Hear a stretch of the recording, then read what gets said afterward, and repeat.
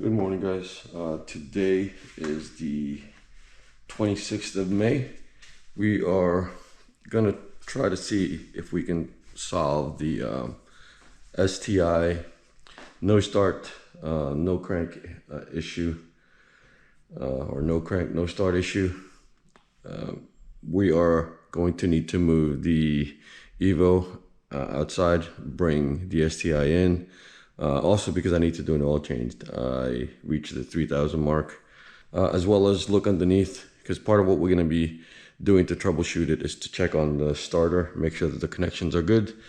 I'm going to push the Evo out, jump start it because it's been sitting here for a while after the valve cover and the coilover install. If you guys want to check that out, it's in my previous post. So let's get that done and start working on the STI. Hopefully it's nothing nothing difficult, pretty simple. I would hope.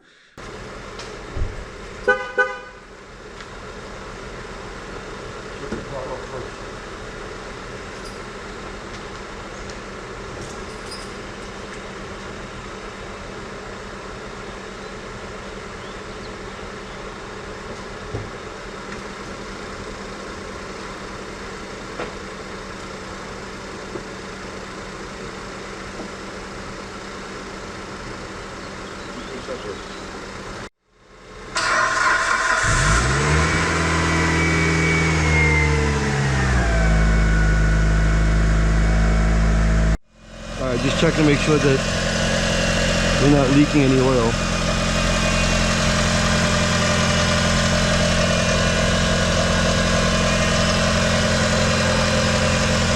We do have an exhaust leak. You guys can see the smoke. Or I'm not sure if it's just the old oil that's burning off from previous oil leak. That just might be it. So we're going to continue to monitor it just to make sure. So we tried to drive off to charge the battery and test the coilovers, but guess what I forgot to do? Torque the wheels. So luckily we only got half a block away, and I heard the clunk, and so I'm gonna tighten it up. I'm gonna jack it up, tighten it up, and torque it properly. This is what happens when you try to rush things. Okay, so the Evo checks out, drives really well, a great improvement from the last. No rubbing, none at all. It really drives well. So I gave it a quick wash, drove it around just to kind of charge up the battery. She's okay now, and next thing we got to do is change the oil on the STI, get her up on stands, and also get her washed up.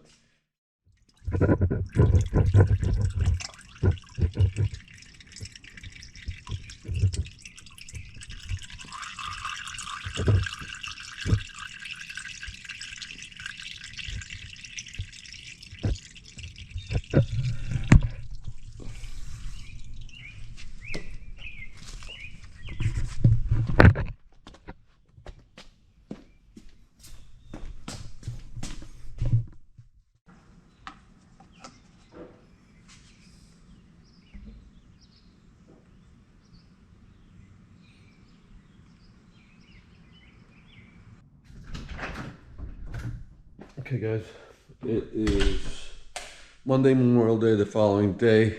I only got to do the oil change yesterday. That's about as far as I got.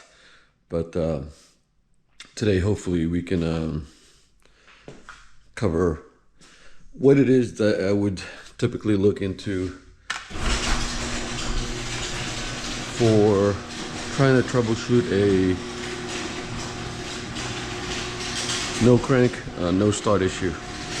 So let's get started. And the first thing I would check on a no crank, no start issue is to go ahead and check the battery. So as you guys know and have been following the build, the battery is relocated on the driver's side of the trunk. If it was me and this was already done by the previous owner. If it was me, I would have done it on the passenger side rear. And I think maybe the reason why they didn't do that is because they wanted to maintain access to the intercooler tank, I guess spray tank. I think that's what that is. But really, I mean, the access is up top, so don't know why they just didn't do that. And I was thinking about doing that because of weight distribution, right?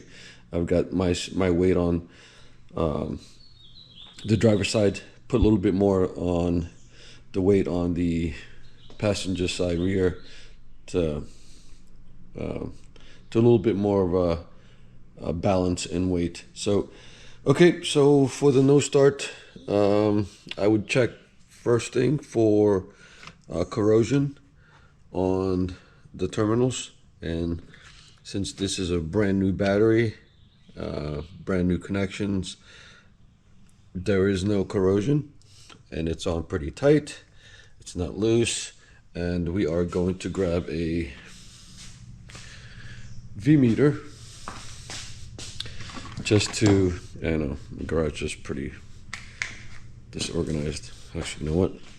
Let me just move this, because I'm probably gonna end up slipping on that again. Okay, let's see if I could do this with one hand. Throw this on 20 and try to get the leads.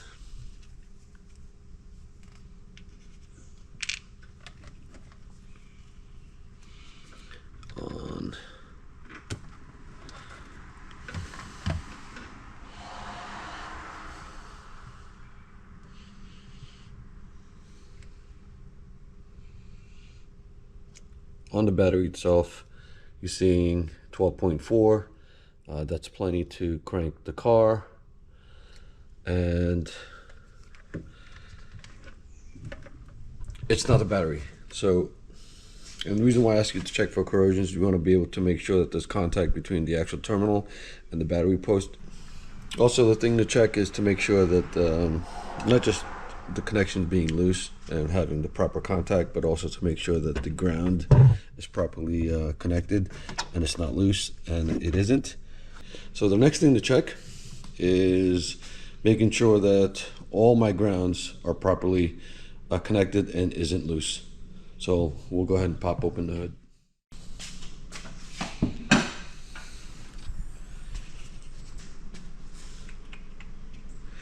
Okay, so what I have on this car is a grounding kit. This seems to be, the jacket seems to be kind of getting cut because of this braided line. So I'm gonna throw some electrical tape on here. But this is the grounding kit that I picked up. So it has 4 connections, and one goes to the frame right down there. I'm not sure if you guys can see that. And that doesn't seem to be loose. One goes to here. That is proper. And then one goes to the back here. And that doesn't appear to be loose. And then the other is somewhere back there, which we will, where is it? I think it's on the bell housing somewhere, but I will go ahead and check that. It's pretty tight in there, so I'm not gonna have the ability to do that while holding the camera, so we'll go check it out.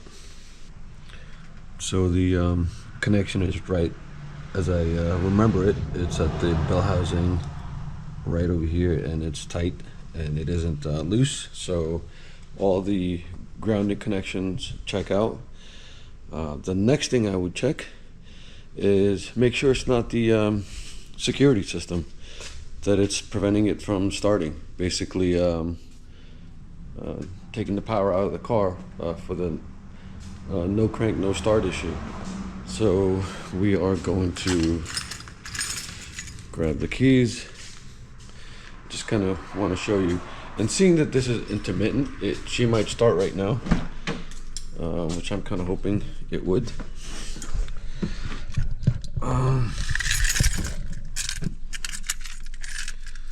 So what you need to look for is to make sure that let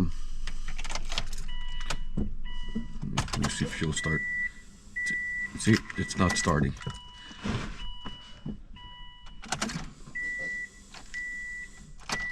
Not starting. So what you want to look for is to make sure that when you have it on the on position, that, whoops, sorry about that, I had the radio going, that while you're trying to crank it, that's not blinking.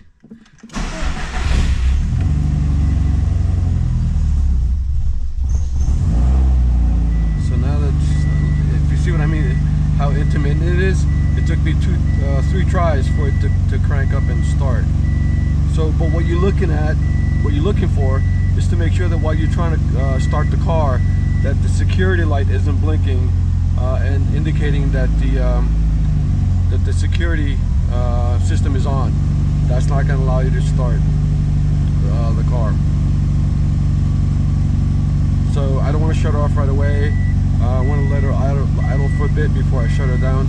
But you guys, I mean, right there, then and there, saw the intermittent issue that I have.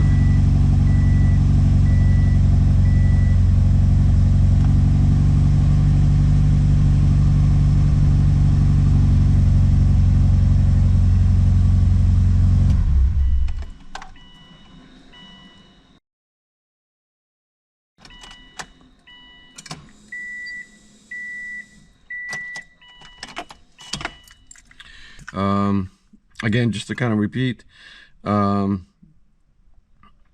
see how that security is flashing right there? If that continues to flash while you're trying to crank the car, it's most likely because it's preventing you from starting the car because of the security system. And I believe that that blinking light above is indicative of that too. Okay, so it's not the security system, and honestly, I don't even know if I explained that right, but hopefully I did. So the next thing to check is to make sure that your starter's okay. And when I was changing the oil yesterday, I had a good clear viewpoint of the starter, checked the connections, and they were all tight. They were all good, no corrosion. Let me go and shut that door so I'm not wasting battery.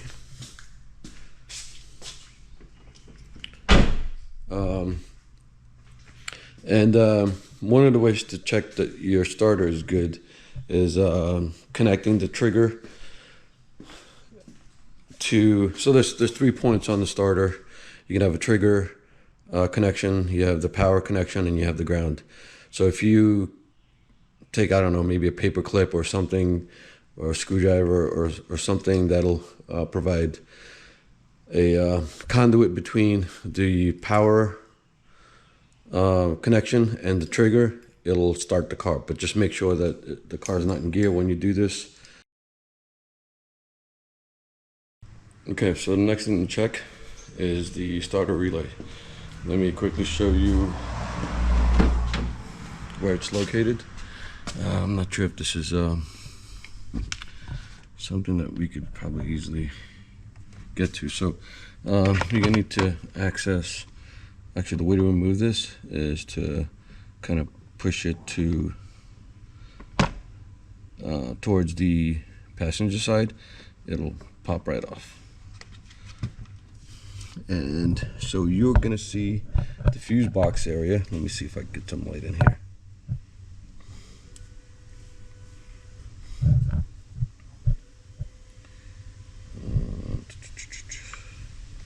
So you see the fuse box area that's in tan, and to the right of it you will see a bunch of relays, those little black boxes. There should be 6 slots.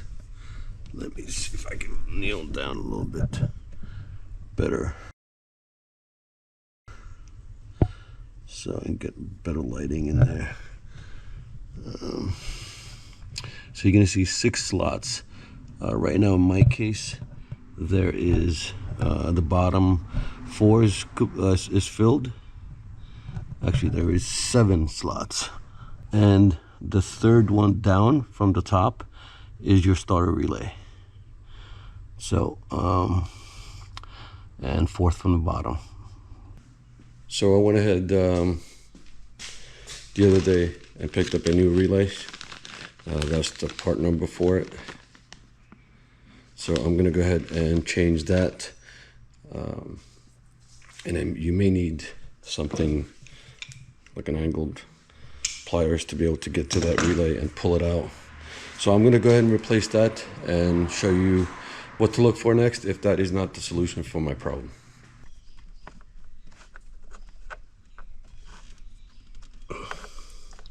Okay, looks like the relay is firmly in place. Just need to put this guy back and test it out. So the plan is to see if the intermittent issue comes up again. If it doesn't, then it's the relay. If it continues, then I need to go to the next thing to look at to see why the intermittent issue still exists.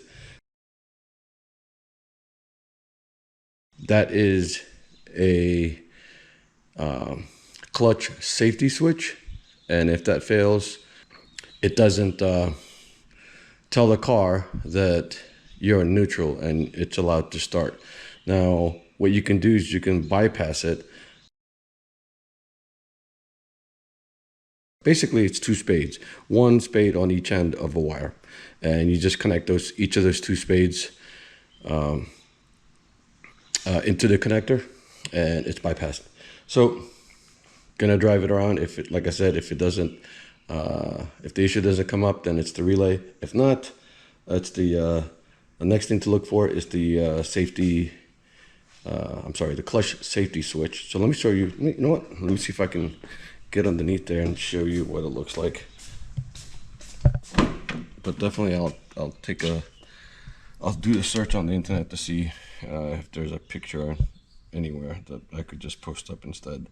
But let's see if I can get some lighting. See if I can crawl underneath here and show you.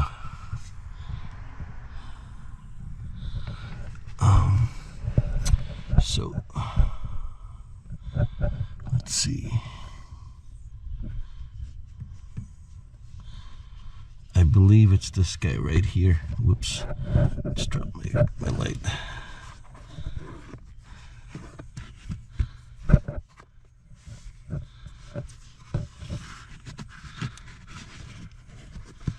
I can get this light positioned properly. But I believe it's this guy right here. So if I do end up having to replace the clutch safety switch as well, then do the same thing, drive it around for a while to see if the intermittent issue comes back. And if it does, the next thing to look for is the ignition switch itself. Now, if you guys follow the Evo content as well, one of the posts that I did last year was it last year? But I replaced the ignition switch on the Evo because the car would have intermittent no crank, no start issue as well, and it turned out to be the ignition switch not making contact. So for the STI, that would be my last resort to replace the ignition switch on this, and that's a little bit more of a additional work than the clutch switch. Actually, this might be easy because I'm not upside down trying to do anything on the footwell.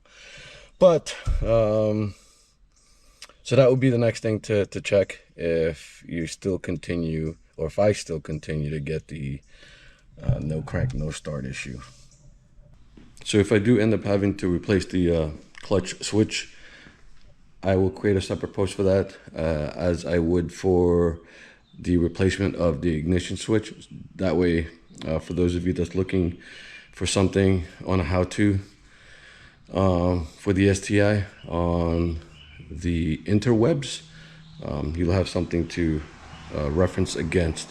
So hopefully I don't have to go that far. Hopefully it is just a relay, and won't have to do any more work on the STI, because I just really do just enjoy just driving it.